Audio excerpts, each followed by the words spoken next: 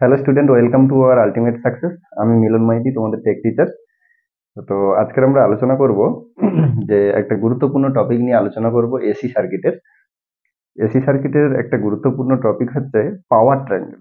এসিতে ক ধরনের পাওয়ার হয়ে থাকে এবং সেই পাওয়ার ট্রায়াঙ্গেল থেকে আমরা প্রুভ করব যে ক ধরনের পাওয়ার হয়ে থাকে এবং তাদের ফর্মুলা কি, ইউনিট কি এবং তাদের ডেফিনেশন কি, সেই বিষয়ে আমরা ডিটেলস আলোচনা করব। Preparation for Government ITI job by Ultimate Success. তো পাওয়ার ট্রায়াঙ্গেল পড়ার আগে আমাদের একটা জিনিস পড়তে হবে। ধরো কোনো সার্কিটে আমি একটা লোড দিলাম। ধরো দিস ইজ কয়েল। এখানে কোনো একটা আমি লোড দিলাম, সাপ্লাই ভোল্টেজ দিলাম এই লোডের রেসপেক্টে। ভোল্টেজ দেওয়ার ফলে এখানে একটা কারেন্ট ফ্লো হবে, দিস ইজ দ্য আই। ওকে, এই যে সাপ্লাই থেকে যে কারেন্টটা ড্র করছে, এই কারেন্টের দুটো কম্পোনেন্ট। এই সার্কিটে এই কয়েলের মধ্যে ম্যাগনেটিক ফ্লাক্স তৈরি হওয়ার জন্য একটা কারেন্ট নেবে, this is the I mu, যেটাকে আমরা ম্যাগনেটাইজিং কম্পোনেন্ট অফ কারেন্ট বলে থাকি। এবং সার্কিটে যেহেতু কারেন্ট ফ্লো হচ্ছে, সেই কারণে কিন্তু এই সার্কিটের মধ্যে একটা পাওয়ার লস হবে। যেই পাওয়ার লসের জন্য রেসপন্সিবল যে কারেন্ট, তাকে আমরা বলবো আই ডাব্লিউ।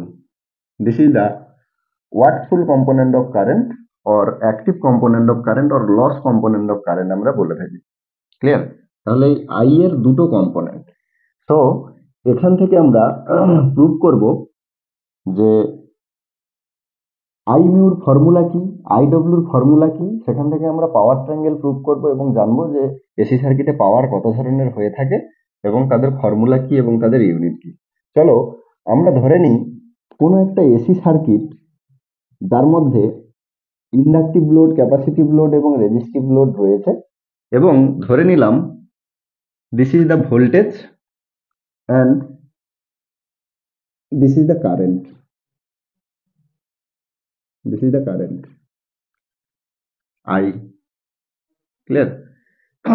তো এখানে দেখো একটা অ্যাঙ্গেল দেখতে পাচ্ছি, যেটাকে আমরা থিটা অ্যাঙ্গেল হিসাবে ধরবো। ওকে, তো এসি সার্কিটে আমরা জানি যে কারেন্ট আর ভোল্টেজের মধ্যে একটা অ্যাঙ্গেল অলওয়েজ প্রেজেন্ট থাকে যদি inductive load, capacitive load, resistive load সার্কিটে থেকে থাকে। তাহলে এসি সার্কিটে কারেন্ট আর ভোল্টেজের মধ্যে একটা অ্যাঙ্গেল অলওয়েজ প্রেজেন্ট থাকে, যেটাকে আমরা পাওয়ার ফ্যাক্টর অ্যাঙ্গেল বলি বা কস থিটা বলি। তো এখনই আমরা জানলাম এই যে কারেন্ট, এই কারেন্টের কিন্তু দুটো কম্পোনেন্ট, একটা আই ডব্লিউ আর একটা আই মিউ। তো এই কারেন্টের দুটো কম্পোনেন্টকে আমি ভাগ করে নেব।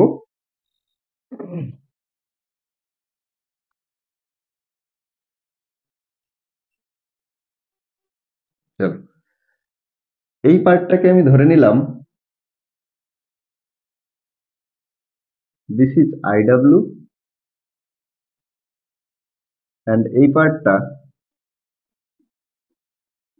This is I mu. I মিউটা কি? This is magnetizing component of current which is responsible for produced magnetic flux, and IW which is responsible for power loss. Clear? এই কারেন্টটা পাওয়ার লসের জন্য দায়ী এবং আই মিউ কারেন্টটা সার্কিটে ম্যাগনেটিক ফ্লাক্স প্রডিউসিং এর জন্য দায়ী। তো এই কারেন্টের দুটো কম্পোনেন্ট আমরা ভাগ করে নিলাম, আই এর দুটো কম্পোনেন্ট। ক্লিয়ার? এবার এখান থেকে দেখো একটা ত্রিভুজ আমরা পেয়েছি, আমরা নাম দিয়ে দিলাম প্রত্যেকটা পয়েন্টের। এটা ধরো এ, এটা বি, এটা সি, এটা ডি। দেখো সিডির ভ্যালু বা ডিসির ভ্যালু আই ডাব্লিউ। সো একটা আয়তক্ষেত্রের বিপরীত বাহুগুলো আমরা কি জানি সমান হয়, তাহলে A B equal to DC.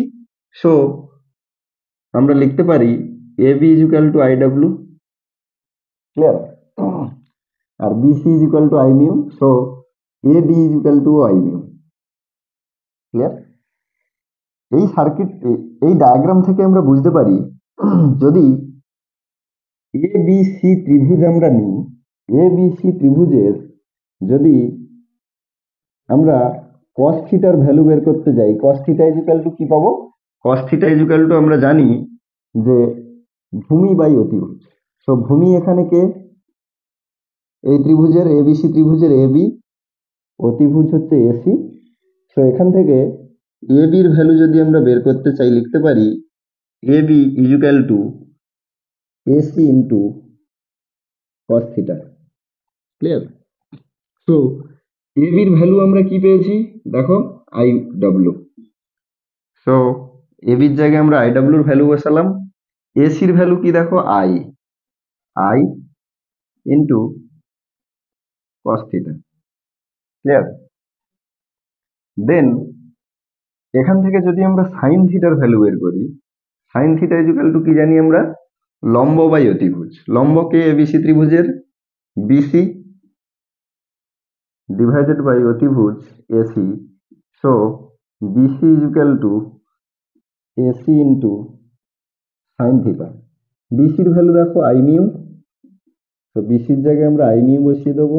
AC equal to I into sine theta. Clear? এই পর্যন্ত ক্লিয়ার? এবার আমরা এবিসি ত্রিভুজ যেটা পেলাম, যে ট্রায়াঙ্গেলটা পেলাম, সেম একটা ট্রায়াঙ্গেল আমরা এখানে আনি।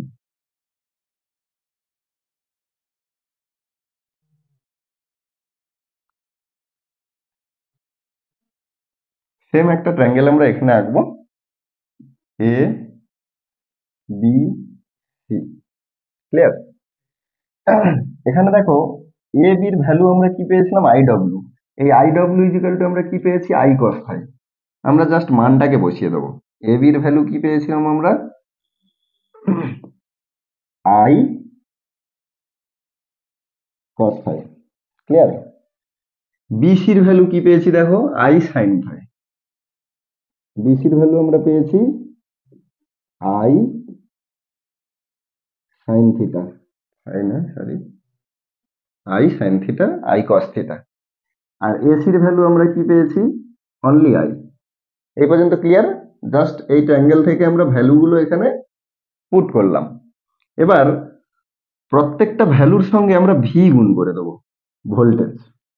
This is the voltage. এবার সমান ভ্যালু যদি সবার সঙ্গে আমরা গুণ করি তাহলে ম্যাথমেটিক্যাল ক্যালকুলেশনে কোনো এফেক্ট পড়বে না, তার কারণ সেম ভ্যালু আমরা গুণ করছি সবার সঙ্গে। ক্লিয়ার? তো এখান থেকে আমরা একটা ফর্মুলা পেলাম দেখো, বেসে পেলাম ভিআই কস ফাই, লম্বতে পেলাম ভিআই সাইন ফাই, অতিভুজে পেলাম ভিআই। এই যে V I cos phi, this is the formula of active power. যে পাওয়ারটা কনজাম্পশন হচ্ছে সার্কিটে অ্যাকচুয়ালি, লোড যে পাওয়ারটা অ্যাকচুয়ালি কনজাম্পশন করছে তাকে আমরা কি বলছি অ্যাক্টিভ পাওয়ার। কারণ দেখো আই ডাব্লিউ এখানে ছিল, I W responsible for power loss. So বেসে যে পাওয়ার লস হচ্ছে বা এই সার্কিটে টোটাল সার্কিটে যে অ্যাকচুয়ালি পাওয়ার লস হয় এসি সার্কিটে, তাকে আমরা কি বলি অ্যাক্টিভ পাওয়ার বলি, যার ফর্মুলা হচ্ছে V I cos phi. Active power or এটাকে বলা হয় রিয়েল পাওয়ার, আর বলা হয় রিয়েল পাওয়ার। ক্লিয়ার? এবার লম্বতে যেটা পেয়েছি দেখো আমরা ভিআই সাইন ফাই। এটা কার জন্য আই মিউ। এখানে কে ছিল বিসির ভ্যালু দেখো I mu. I mu is the reactive component of current বা ম্যাগনেটাইজিং কম্পোনেন্ট অফ কারেন্ট, যেটা কিনা সার্কিটে ম্যাগনেটিক ফ্লাক্স প্রডিউসের কারণে কাজে লাগে, যেটাকে আমরা বলি I mu magnetising component of current. সেটা কে নিচ্ছে রিয়াক্টিভ কম্পোনেন্ট, সার্কিটের রিয়াক্টিভ কম্পোনেন্ট নিচ্ছে। তাহলে সার্কিটের রিয়াক্টিভ কম্পোনেন্ট যে পাওয়ারটা লস করছে বা সার্কিটে রিটার্ন ব্যাক করছে তাকে আমরা কি বলবো reactive power. VI sine phi equal two